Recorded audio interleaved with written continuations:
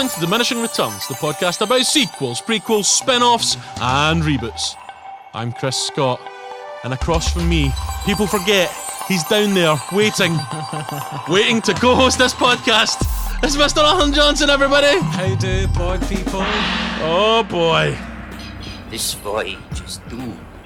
We journey once more to Camp Crystal Lake to cover the final entries in the Friday the 13th franchise produced under the Paramount banner. Previously, we've looked at how backing by the prestige studio of a low-budget exploitation film helped it make a killing at the box office. We've discussed the impact Friday the 13th had in essentially creating the subgenre of slashers, indebted as it was to forebearers like John Carpenter's Halloween. We've seen the slow evolution of Jason Vorhees, the masked icon of the series, and of course covered everything from critical maulings, sexual politics, grotesquerie, splatter, carnage, mayhem, the early death and quick rebirth of the franchise. But now, 7 films in, and off the back of the relative box office disappointment of Part 6, Jason Lives, the franchise has dulled, struggling at the close of the decade against the moral crusaders and the satanic panic, and to appease the censors who were only too happy to gut the movies. The makers also saw the MTV generation flock to a competing slasher franchise as Freddy Krueger reigned supreme at the box office. Krueger's wisecracks proving too much for Jason's lumbering silent terror. In an effort to reinvigorate the series, Jason would face off against some new blood, and finally would close out the Paramount run by straying from his lakeside hunting ground and into the big city for one final rampage. Well, as they say, if you can make it there. Nice. Yeah, so Alan, this is our 3rd episode about the Friday the 13th series that we always do at Halloween, because as we've mentioned, no other podcasts ever do Halloween themed episodes. We're the first ones to ever do that. Yeah, what began as pure kismet with our scheduling has become the yoke around our neck, dragging us deep into the lake. So I have never seen any of these films until we watched them for the podcast. So, you know, the first 3, kind of enjoyed the first one, despite it being kind of cheap and nasty. Second one, very similar, and has a great opening sequence. Like, actually, genuinely one of my favourite, actually, I would probably say, I was thinking about this the other day, one of my favourite sequences in horror, where Jason goes to Alice's house. I'm not going to remember survivor from the survivor from the first film. I don't give a fuck about their names. Let me be very clear here, dear listener, I will not be remembering names. So just be prepared. But then, you know, it kind of hits that we're just doing this for money, you know, and it's not like the first 2 were art, but it is just like we're just churning them out. We don't care as long as they come out at this point in the year. And I was really getting fucked off with it, frankly. I cannot be bothered with this. And then the last one that we watched, Part 6, Jason Lives, was a fucking blast. Yep. I'm like, finally, we're fucking here. Finally, somebody knows how to make these movies that actually, from start to finish, is a fun, good time. Brilliant. Okay, it took us 6 films, but we're fine. Now, we're jamming. I've got 2 more to watch this time. Everything's going to be golden. Everything's going to be gravy. Friday the 13th, Part 7. The New Blood is fucking terrible. And here's why I think it might be the worst of the series, right? Oh. Because this is a film, a horror film, where Jason Vorhees, an iconic character, and you decide to make him fight a psychic. That should be amazing. That's a concept that you would have to be fucking terrible to fuck up. Pitched as Jason versus Carrie. Of course it is. I mean, what more do you want? In the world of horror, that is perfect. Yeah, and these fucking numbnuts, these dipshits that made this film have made supernatural killer versus psychic a dull slog. Like, I'd rather watch On Golden Pond. There's probably more, you know, excitement in that film. What I will give them is, one of the sort of recurring features of this film series is that they always show, like, the clips of the previous films to kind of catch you up. Yeah. Because, frankly, you're right, who would be able to figure out the plot of these incredibly complex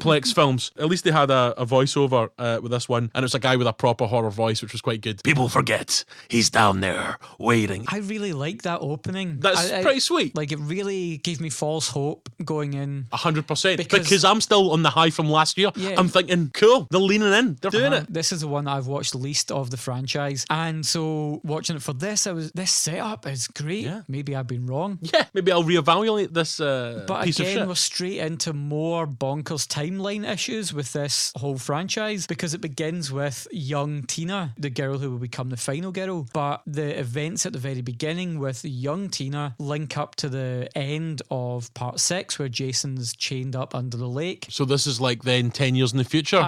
So now when we catch up with Tina when she returns for her therapy to the lakeside, there's been like a gap of about 10 years. Well, this film was made in 1987. It must be set in like 2007. The 2000s, yeah. Yeah, there's very few references to the Strokes in it. Exactly. So I mean, let's talk about it. So this film starts with Tina, her name is. Yes. I haven't remembered it as mentioned. So it's her as a little kid, and she sees her dad like hitting her mum or something because he's a drunk. She seems to be the child inside a dysfunctional family. There's a bit of domestic abuse. Yeah, and that sort of trauma sets off her psychic abilities, right? Yeah. Which leads to her dad being on like a kind of pier or jetty. Yeah, I don't know nautical terms, right?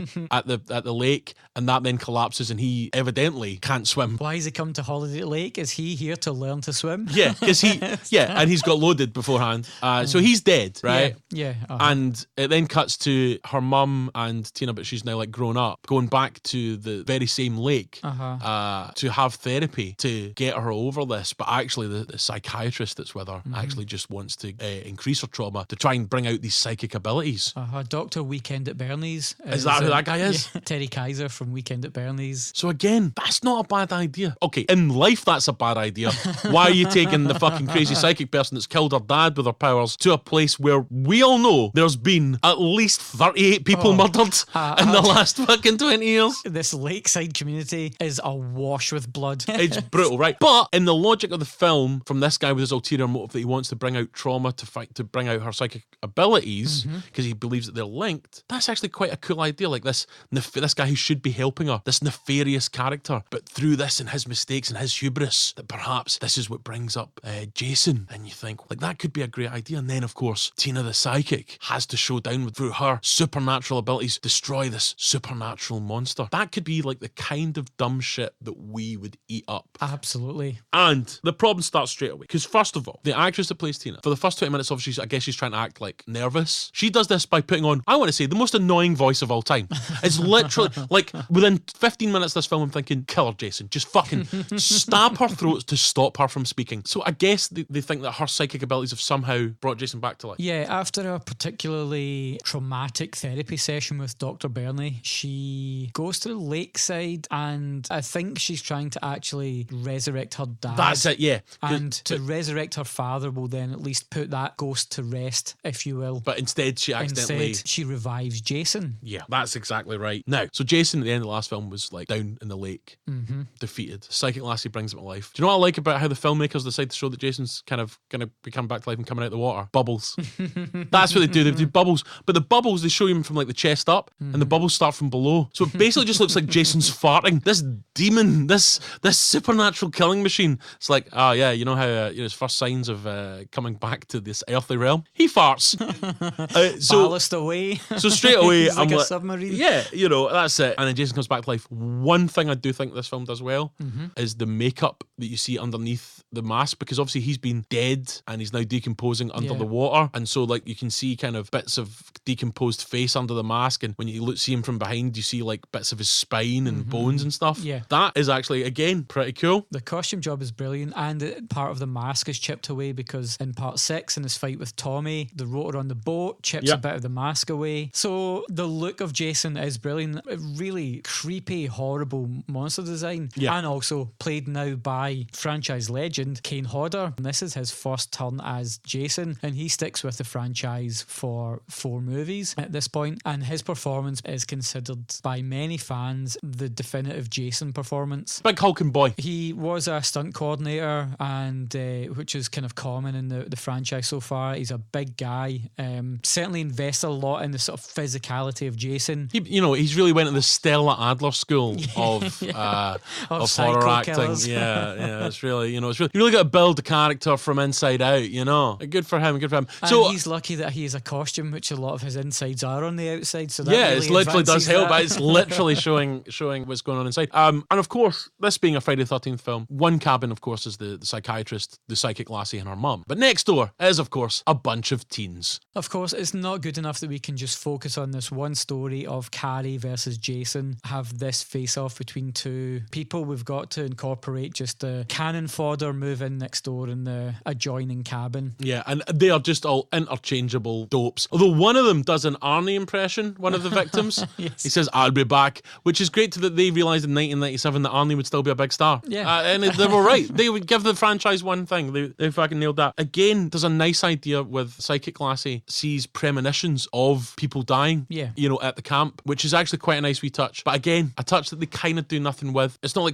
almost like a Final Destination, like a race against time. Like, I know what's happening. I'm trying to save people. It's like she goes, "Oh, I just turned around there and saw somebody with a fucking axe through their head. Oh, well. Oh, there's a party next door. I'll fucking go to that. This will be a great laugh." It's almost like there's two films at play. One is Tina is this person recovering from trauma, that her real adversary in the film is actually her psychiatrist. And so that's one story, and that's what the bulk of the movie occupies itself with. And then tacked on, just because it's part of the franchise, we have Jason sporadically showing up to kill these teenagers with no rhyme nor reason. He doesn't just get to one house and kill his way through the house. He's sort of killing random people at weird locations around the lakeside. So there's sort of like two things going on, and they don't, neither of which they done don't well. gel well. Yeah, they don't. they don't come even together. on their own, they're shit, and they don't come together well. Yeah, it's brutal.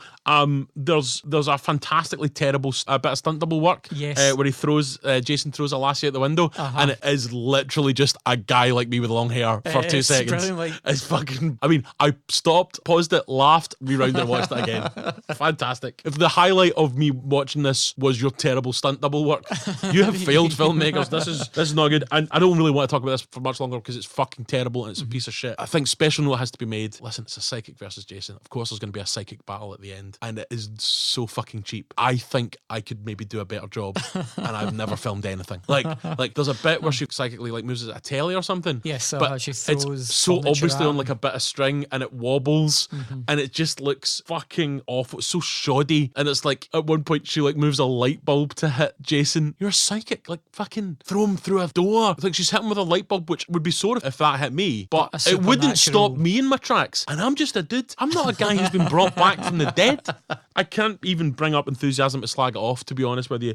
It is fucking awful. The ending though, the denouement of this, right? This is a well that this franchise has gone to a lot, where the character thinks they've killed Jason and he keeps coming back, and it's like, guys, you can do that once or twice a film. It's like 4 or 5 fucking times in this film. And basically they're out at the lake, they think they've destroyed Jason, and then Jason kind of just appears out of nowhere to attack them again. But hey, guess what happens, guys? How are they going to get out of this one? Oh, that's right. Psychic Lassie manages to bring back her dead dad, who jumps out of the lake and drags Jason down. Now, here's the thing. Dead dad does not look like he has the fucking core strength to take down big 6'5" Jason. Yeah, but a big issue this film had is the MPAA demanded massive cuts, so there's loads of stuff cut out of the movie. Basically all the amazing special effects work, because the deaths are shit, because there's no real, there's no real viscera. People go to see these movies because of special effects work, which in the 80s, this is the real like heyday of practical effects. The MPAA want cuts. One of the things that suffered was that originally when they shot the ghost dad popping out of the lake, he was much like Jason, really grotesque. Because he'd been underwater for more than 10 years. Yeah. But they had to reshoot it with just a little bit of grey makeup. Yeah, he just looks like he's a bit, I could do a bit of sun. Yeah, he's just a bit peely-wally, as we say in Peely-wally. For you, even if they had reintroduced these sort of kills and stuff, there's nothing there. Not even one of the defining kills from the whole franchise takes place with the sleeping bag kill, when he finds the campers. Oh, and then he rattles the sleeping bag off the... Swings a sweet sleeping bag off the tree, and that was made possibly more effective with the cuts. The original footage, he hits a sleeping bag off the tree several times, but they cut it down and it's just one swing at the tree, and then suddenly just the instant brutality of it makes it feel much that was a bit better, more... but again, it makes more sense now when it wasn't designed that way. But they didn't make the most of it. Everything does feel a little bit abrupt, but not intentionally so. No auteurship. But the sleeping bag thing reappears later in the franchise when we get to Jason X appears in a sort of like holosuite sequence because Jason X takes place in the future. Right, okay. And then it's referenced again when we get to the Friday the 13th reboot. It was slightly memorable. But no, I don't think there's anything to recommend. It's not the things that should be cool and groovy and funky about it aren't well done. There's literally nothing to recommend. It's not even worth watching as a sort of like hate watch. It's dull. And a big part of it for me is brilliant. They're bringing in other elements. Psychic lassie. This film is about a psychic lassie and Jason. That's what the film should be about. And then they should also throw in some money so that the psychic stuff looked more expensive than, I don't know, Rent a Ghost. Do you know what I mean? It was basically... reference that may be lost in a lot of people born after. Yeah. Just think of the sort of budgetary constraints a 1980s BBC children's TV show was under. And it probably looks higher quality than some of the shit that Friday the 13th The New Blood has. It's so badly done. And the fact is that it basically goes, see this interesting new element? It's not really going to matter. Not that much. And in fact, we're going to spend a big chunk of the film just doing another bunch of dumb kids at Camp Crystal Lake just getting killed. And the thing is that the part 6, which is the good one, a big part of that doesn't really take place in Camp Crystal Lake. It takes place right around the town, the jail. Do you know what I mean? It's not just like the kids at the camp. And that's part of the reason that is why it was so fresh. And I was like, cool, we're seeing other things happening. We're seeing a town. We're seeing people just outside of, hey, we're dumb kids at the camp. Oh no, we're gonna get murdered. Right? We've seen that, I was going to say 1,000,000 times, but really 6 times. And then they made this film and it's 7 times. And they had an idea that could have taken us away from that and they didn't. And I'm generally watching it going, this is just another teenagers at the camp getting killed story. And it's so disappointing. I mean, see when those kids turned up to the party next door and the cabin next door of the psychic lassies, my heart sank. It's so bad. So the only other like addition on top of the psychic powers to this movie that actually I think is a positive addition is Manfredini as composer is gone from this, and so his classic like it's now Fred Moline is in and it's his music, and I think the music in this film is actually much better. I don't know if you noticed much of a change. The only one I liked was the disco theme that was done like number 3. Number 3, yeah. You're listening to episode 64 of Diminishing Returns, where we have gone back to Camp Crystal Lake. If you want to just say thanks for us having to deal with this bullshit, you can email us at diminishingpod@gmail.com. You can get us on Twitter at diminishingpod. On Facebook, we are Diminishing Returns Podcast, and you can tag us in things on Facebook by putting at Diminishing Returns Pod. On Instagram, we are Diminishing Pod. We have a blog at diminishingpod.wordpress.com. And on YouTube, we've got a YouTube channel that is periodically updated at best. And you can find us by searching Diminishing Returns, probably. The big important thing is, as ever, if you enjoy the show, tell your friends, send them a link to the exact show, get them on board. We're an independent podcast, so we need you to help grow our audiences by recommending the show and of course rating us wherever you get your podcasts, because that helps new listeners find the show. And much like the people that own Camp Crystal Lake, we need new victims. Though unlike Camp Crystal Lake, we get a lot of return business, but that's because when you listen to this, you don't die. So we really appreciate everyone that listens, but we want more of you, so spread the word. I was so excited for part 8, because part 8 is Jason Takes Manhattan. Oh, okay, finally. So somebody here has went, we've had too much of fucking Camp Crystal Lake. Let's get Jason to Manhattan, right? And finally, we're going to get out of Camp Crystal Lake. Thank fuck. And the opening shots of this film, it's like Times Square, it's New York, it's down and dirty.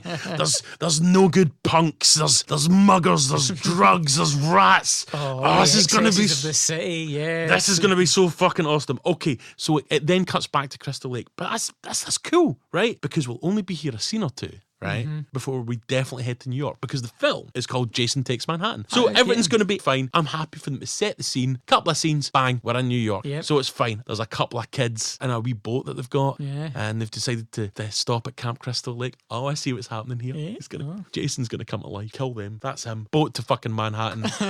Bish bash bosh, right? So great stuff. So Jason, he's down in the ocean again because Dad or the lake. Fuck, right. I mean, I can see where you're confused here, because now Crystal Lake appears to open out to the ocean. Yeah. So I understand your confusion. I'm not Steve Zissou. But basically, he's back in the lake, right? He's down, he's dead again. And this time becomes awakened because this boat that these two dumb kids are in put down an anchor, which hits a giant power line that's just floating, just floating on the bed of this lake. Hold on, this is just like a wee lakeside town. It doesn't need to be an undersea supply. No. And also, if there was, it's not going to be just floating garden hose that can be broken by just a little boat kind of thing. The anchor for that could rip open the power line, and the electricity from the power line brings Jason back to life, because Jason is also on this power line. So not only, right, is this power line been there, and this power line is so shoddily made that anchors, which if you've got a power line next to a lake where boats are coming and going, popular boating activities, you're going to expect some anchors, right? But not only that, there's been no maintenance done at any point where somebody's went, there's a fucking dude in a hockey mask dead in here.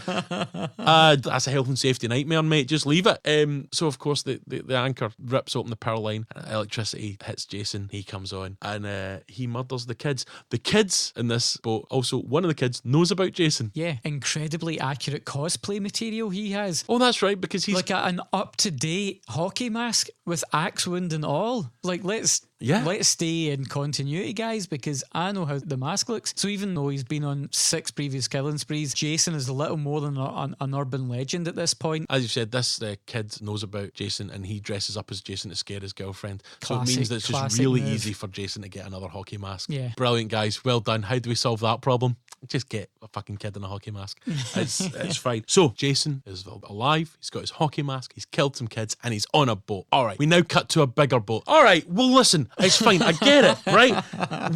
This boat, it's a boat that's going to New York. So, okay, we're fucking jamming. Maybe it's just another scene or two. It's great. I can live with that because finally... Jason, he was a little kid when he drowned. Like, he's not got a driver's license, so he's not going to know how to pilot a boat. He's not. So, there's a boat to New York, right? And there's like a lassie that's got some sort of troubled past. And her aunt and uncle are teachers. And it's a whole boat full of... It's like a school trip to New York. It's a graduation, the school. But this is the thing. Lakeview High are graduating, so now there's a high school on the banks of the lake that apparently was in the countryside, where inner city kids were bussed out to the summer camp previously, but now apparently Crystal Lake, which has reverted to the name of Crystal Lake because, you know, in part 6 it wasn't, it was Forest Green. Now what is urban sprawl pushed out now into the Crystal Lake region? But there are a couple of things. First of all, graduation trip. Yep. But yeah, it's mentioned later on that one of them still has to hand in their biology project, right? So, haven't you already graduated? I don't get it, right? Secondly, although to be fair, it does make sense that the people that wrote this film have never been to fucking school because it's dumb as shit. It's also going to take place in June, obviously, for graduation, but it looks like it's like stormy weather, the middle of autumn, and they sail through a storm as well. Yeah. But also, right, as regards to Camp Crystal Lake and its location, the kids at the start can pick up New York radio. Yes. Yeah, so it's got to be a quick boat trip. You've got to swim to New York if they can pick up the radio. So that's why it's cool. It's cool because we're going to be in New York any minute now because they're on a boat, right? They're on a boat, and it says it's a boat to New York. And okay, I get it. There's some school kids there. Jason's going to kill them, but we're going to be absolutely jamming. He's going to get through these faceless kids super quick and then just hit Manhattan. That's where we are. Everything's going to be fine. Everything is going to be fine. From the Bowery to Harlem, he's just going to cut a swathe. And it's fine. I like it. They're saying, listen, can't just have Jason just show up in New York. He's got to get there somehow. Yeah. Fine. Playing it smart filmmakers. I am on board. What I also liked about this, this lassie with issues, and it's like her aunt and uncle are the teacher and the headmaster. It's her teacher and her uncle is the principal, but that was just her English teacher. So they weren't pumping? No. Oh, okay. No. I read the whole divorce storyline between the two of them. The principal happens to be Rennie, our eventual final girl's uncle. Right. Played by the guy that was in Naked Gun 2.5. Yes. So he's a stern headmaster. Oh man, buy the book. All right. Like his face is on the dust jacket of that book. Real asshole. And we've got the kids. And we also got like a deckhand who is like the boat is about to leave goes, this voyage is doomed. It's the return of a crazy Ralph type character from parts 1 and 2. But here's the thing. He says this voyage is doomed. It's literally about to set off. If you're the deckhand, you're like, this voyage is doomed. So could you give me 5 minutes while I just get my shit and I'm out of here, schmuckos? Because if I was on a voyage and I knew it was doomed, I'd probably leave. I've got some other decks to swab a couple of boats over. Yeah. I'll be right back. I'm out of here, suckers. See you later. But instead, this guy's like, oh man, this voyage is doomed. Jason's going to kill you all. So I'll probably just stay here. And not only that, continue to like swab the decks and do my shift because I know because of this, I'm also going to die. But you know what? You still do a good job because a good job is its own reward, guys. You know? That's it. It's fucking insane. And then we then just get to meet a whole bunch of different characters. Now, what I'd say about this film, right, is that if you were a filmmaker who had some sort of facility for filmmaking, you've got the rock chick. Oh, here's the nerd that fancies the prom queen. Here's the bitchy prom queen. Here's the do-gooder person that loves studying who's the prom queen's trying to get to do bad shit. Got them all together. You could have like a kind of Jason against the Breakfast Club here. Oh, you have them playing off each other. They have their own teen dramas going on, but at the same time, it's while they're being stalked through this boat. They've got to rely on each other. They've got to cross class boundaries to pull together to destroy the evil. Except none of that happens. What happens? They go, hey, there's a rock chick. 2 seconds later, she's dead. Oh, here's the fucking Killed nerd by guy. her guitar. That is, yeah, I did like that because Jason basically smacks her on the head with a flying V guitar, which kills her immediately, which I think speaks very well to the build quality of that particular guitar. Absolutely. Do you know what I mean? Flying Vs of the late 80s, that was real craftsmanship. But so you meet a lot of these characters and they don't really interact much. There's a subplot where the prom queen gets the nerd to film her trying to come on to the headmaster, which was very strange. I don't know. In a film that was 1 hour 40 minutes, and you could probably get that down to 85, I don't think we needed to see that weird old guy getting kissed by a young lassie. Really poorly thought out honey trap blackmail. Basically, there's a really weird fucking blackmail plot. This is all just, again, kind of dumb shit, faceless fucking people getting killed, and it's fine, because I know that we're so close to getting to New York. It doesn't matter, because think about it, those kids in the boat, as I said, could listen to New York radio. At best, that's what, medium wave? More likely even shortwave. What's the distance for radio? We know historically Camp Crystal Lake is in New Jersey. So what's the range? What's the range for that? It's going to be over. You can see Manhattan. This is like an hour's boat trip, right? It's fine, because we're almost going to be in New York, so everything's going to be okay, Alan. Yeah. Everything's going to be all right. So, Oh, another thing. Give Jason his due, right? For a boy that fucking drowned, very quickly got his sea legs. That boat's moving about in a storm and all that, and he's not like falling about or anything. He's got his shit together. No, and relating back to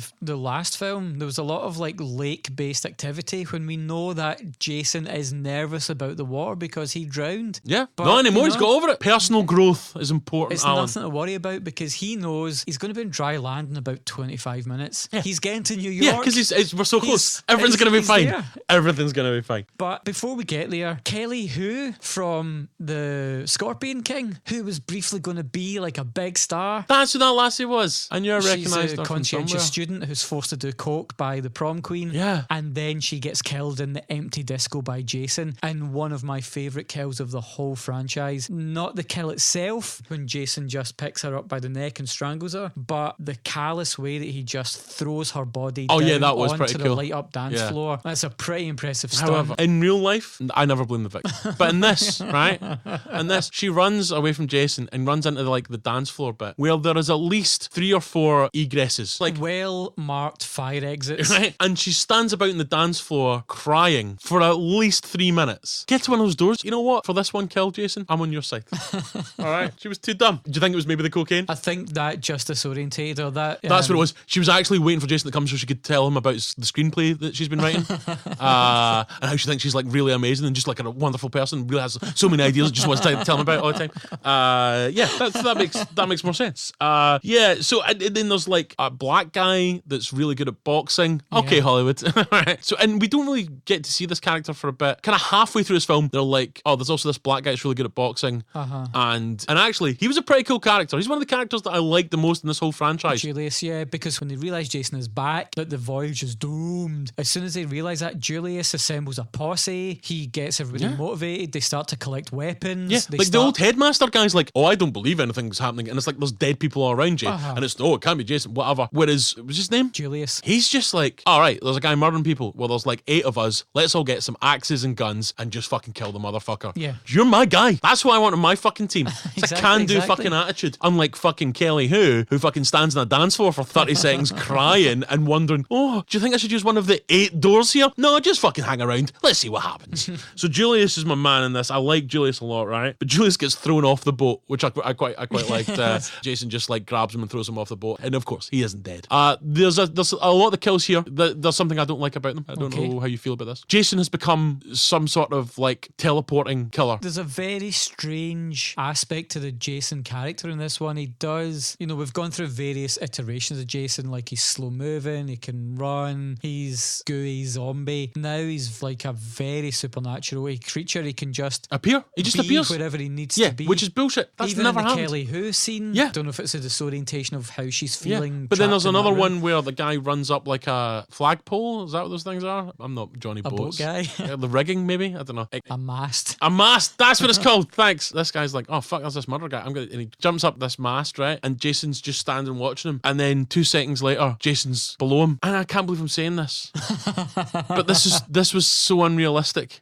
Yeah. So the whole Jason being brought back to life 3 or 4 times, despite it being badly done, I bought into it. I'm okay with that. But you're not telling me that big unit can climb up that quickly. Well, no, he's a man of strength, not speed. This is where we're at though, because the enormous success of the Nightmare on Elm Street franchise at this point, that's where the horror zeitgeist is. It's with Freddy Krueger, and Freddy's sort of very supernatural abilities. It's limitless, his powers, and I think that's the influence now of Nightmare on Elm Street being seen inside Friday the 13th. Not happy about it. It's not a good development to have on Jason the character, because okay, he can be a zombie, he can be risen from the dead, I'm fine with all of that, but there's certain constraints that we need on Jason. Because also, otherwise then why didn't he just fucking teleport everyone, kill everyone in 10 seconds? Exactly. Doesn't make any sense. Yeah. Why doesn't he just teleport to Manhattan? That would have been even better. Would have been there right away. There. Exactly. It's fine, right? So eventually, there's lots of dead kids. I Jason, mean, we've seen maybe 7 or 10 kids featured on this boat, but we can only imagine there's like at least a graduating class of 100. So maybe the times that we don't see Jason, he's just off killing all. Teleporting away, murdering them. He's just killing. There is a really all nice these brutal kids bit where like obviously like I guess the ship starts to flood or whatever. Yeah, and they're like, right, we need to get out here. We need to get in this little boat that we can escape on. A lifeboat. A lifeboat. Nautical That's what it's called. terminology. Yeah.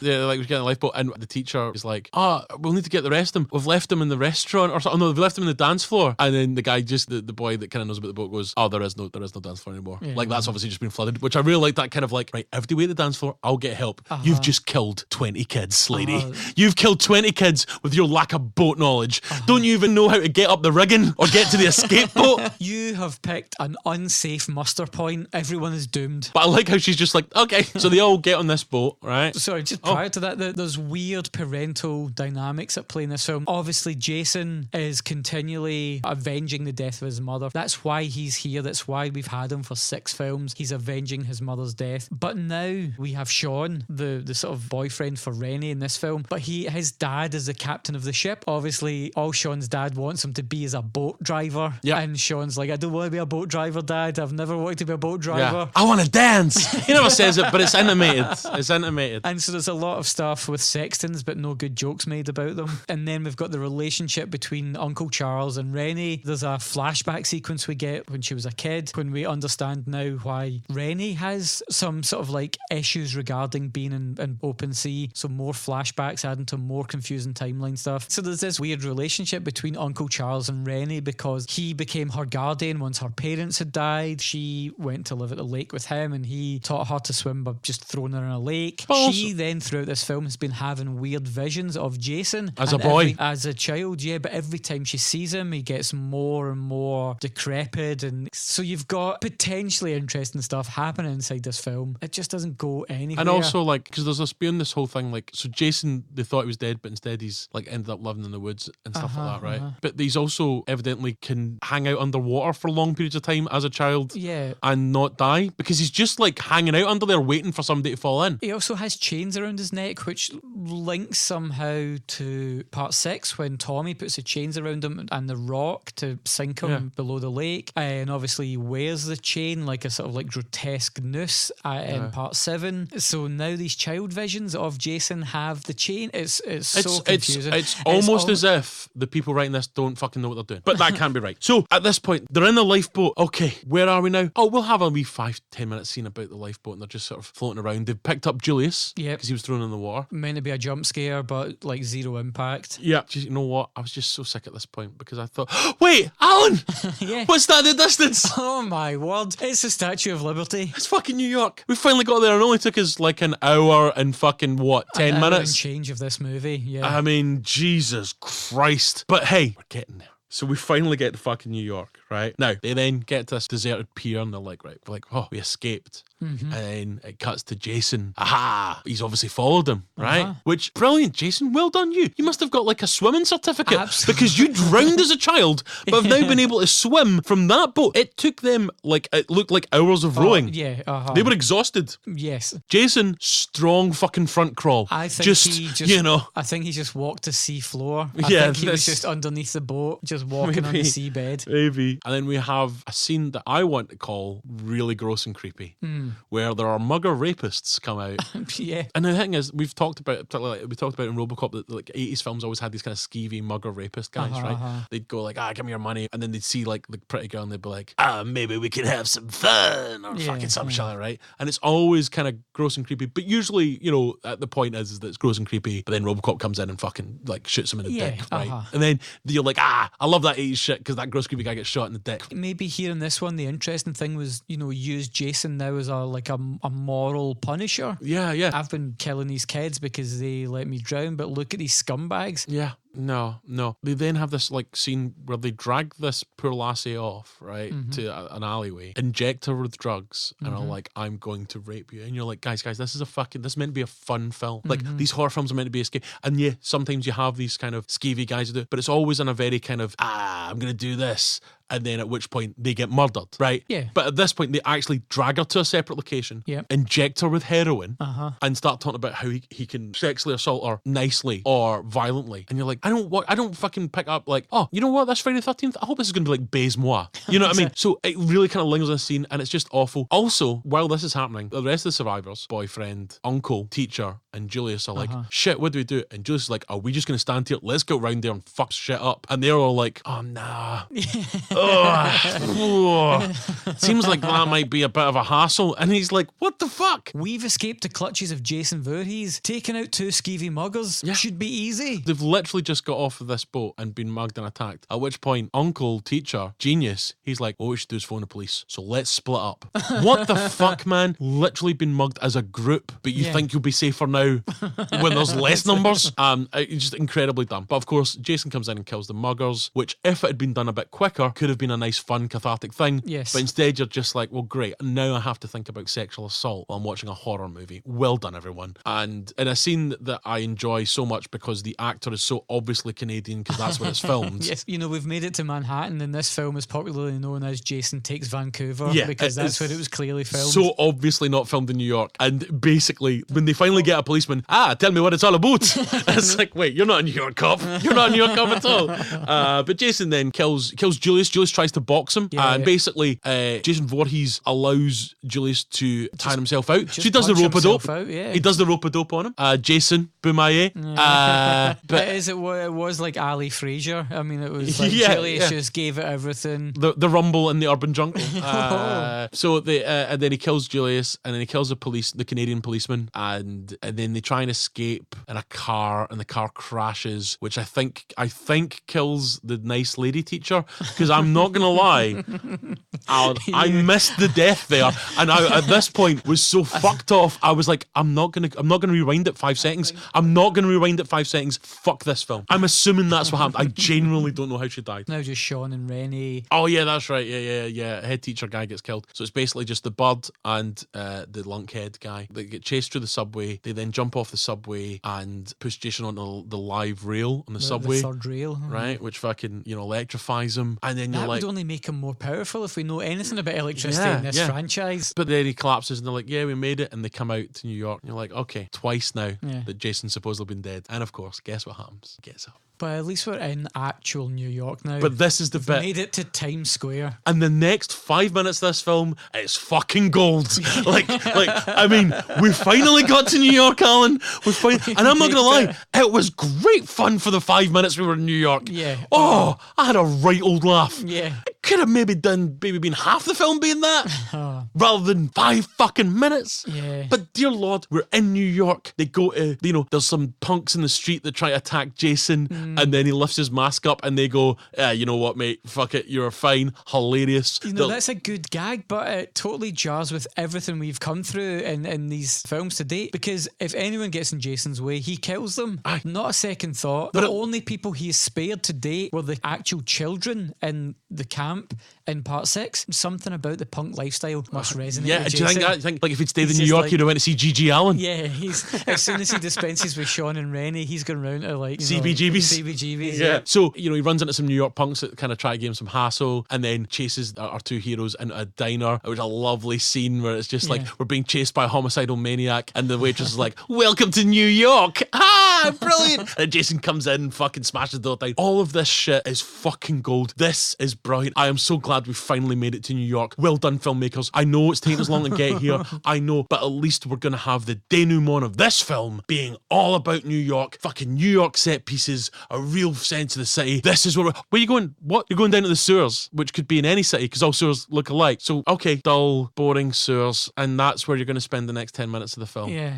Oh, so we got literally 5 minutes of New York stuff, and now you're in a sewer. Okay. Oh, it's a sewer where there's handily just like a random tub of toxic waste that you can throw at Jason so you can escape for a bit. If we know anything from the Ninja Turtles mythology, New York City sewers are filled with toxic waste and mutagen. That's how we got the Ninja Turtles. Maybe I think Jason's about to join their ranks. You know, the toxic mutagen gets thrown in his face. Yeah. He takes off the mask, spews out some toxic waste. For the first time in the whole franchise, pretty terrible makeup work for Jason. Quite nicely designed, but poorly applied. It would look cool if they'd done it right. But yeah, absolutely not good. They encounter a sewer-based soothsayer who's like, whoa, lucky I met you kids. Don't you know that at midnight every night New York sewers flood with toxic waste? You're like, wait, I know New York was bad in the 70s and 80s. I didn't realise it was like an actual cesspool with like toxic waste dumps out of the sewers. Sewage worker, why are they doing this? What's this? What possible good is there to fire toxic waste throughout the whole fucking sewage system? But that's fine. And that's how Jason gets destroyed, because when Jason comes to Jason, all the toxic waste comes through the sewer and melts Jason, at which point he dissolves back into like being a little boy. Child Jason. And then they escape. And is that meant to be like a vision of her thinking, that's moved back? I think she's still like feeling the effects of the heroin. Yeah, because otherwise, if that is like a literal thing that happens in this film, then tomorrow there'll be another sewage worker coming around and be like, hey, boss, there's a dead kid down here. Oi, have we got any footage or anything? And it'll be like, hey, these 2 kids were coming out the sewer last night and they're going to get done for child murder. 100%. So, you know, that's the sequel I want to see. But they then get out to the New York streets and then the dog that she had, which we haven't mentioned in this episode because who cares? And then the dog has also survived and gets them, and everyone's happy ever after. And we ended in New York, and the journey was 100% worth it. Said no one. 5 fucking minutes of New York stuff. Those 5 minutes are what those films should be all along, and it was 5 minutes. Fuck this shit. Genuinely, this is where the Paramount run ends. I don't know if I can do this again next year. I think we might need to move on to a different franchise. That was going to be a question I was going to ask. I mean, Space Jason, that should be fucking cool, but I know it's not. It has the production values of mid-run Babylon 5.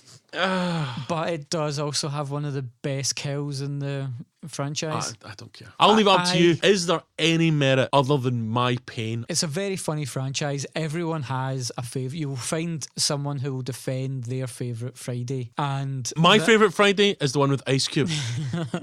Producer Frank Mancuso Jr., like, his thing with these films was always they're made cheap and they bring in money. It's not a big risk for them to produce them. But even he tires of the franchise and he hands the production duties over to the guy who was producing the Friday the 13th television series at that time, right, which is running concurrently with these kind of last 2 films. But what is this TV series about? It has an antique shop filled with cussed objects, and they have to go around and collect up all the cussed objects. Classic, yeah. So nothing to do with a lake. That's fine. But I really enjoy the early films in particular. Love number 6. It's my favourite. 6 is good. Like, people should watch 6. They don't need to even watch the other ones. I don't think you need any context, really. The kills are nice and gruesome. There's a nice balance between humour and bloodshed, and the tone is balanced. Tom McLaughlin really knew what he was doing, because it's a ridiculous concept, utterly ridiculous, but it's handled well and it's fun, and there's an actual real plot and drive for the plot that's going through this. I think the key is that in that film, the people that aren't Jason are interesting. They're like, oh, these are people that I like, I want to hang out with and see what happens. Yeah. Every other film, I can't tell you anything about any of the people that are in it. They're all just bland, dumb pieces of shit. That's why this is not a good film series. I don't enjoy it. 1 good film out of 8. 1 out of 8. 8. I'm much more forgiving, but you don't need to see Jason become a zombie worm that possesses people to try and kill his never-before-mentioned sister. He's then dragged to hell by Freddy. We don't hear about that for almost 10 years. He then goes off into the future. He's cryogenically frozen. He's on a spaceship. He basically... Why have you cryogenically frozen, Jason? Because it's the only safe way to deal with him. But then, of course, he's revived on a ship that has nanobots, so that once he's destroyed on the ship, nanobots rebuild him and they make Uber Jason, who then just goes on an Uber killing spree around the spaceship. Where basically you don't pay cash for the killing spree, you just do it through your phone. Right, yeah. Finally, Jason goes head to head with Freddy because Freddy is trying to regain his powers, but he needs kids to believe in him. There's no way to Oh, he's scare like an evil Santa. Yeah, so Freddy vs. Jason comes out in 2003. It's basically a remake of Kramer versus Kramer. Yeah, essentially it's a horror version of Kramer versus Kramer. It's a giant hit, enough that a few years later get a Friday the 13th reboot, which basically takes the greatest hits of the first 3 films and resequences it for a modern audience. What I would say is that actually, weirdly, the Friday the 13th films are actually maybe films that should be remade, because the classic thing about remakes is that they're usually remakes of films that were already good. You should remake films that had good ideas, yes, but were poorly executed or didn't have the budget. So there you go, you know, like a psychic fighting Jason with a decent budget behind it would be great. Yeah, there's massive rights issues with Friday the 13th. You can rest easy. It's unlikely that you'll see a Friday the 13th film anytime soon. Which I would rest easy, except the thing is if I've learned anything from these films, is when you think that Jason is finished, he invariably is not. So...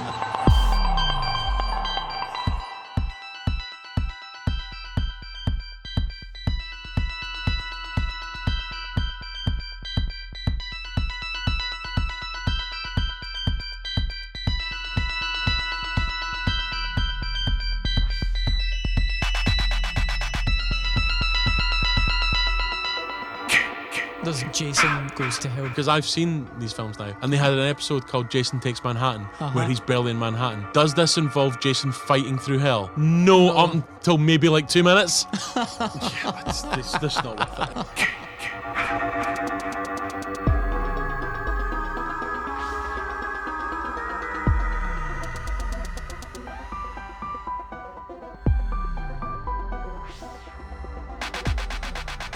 This voyage is doomed.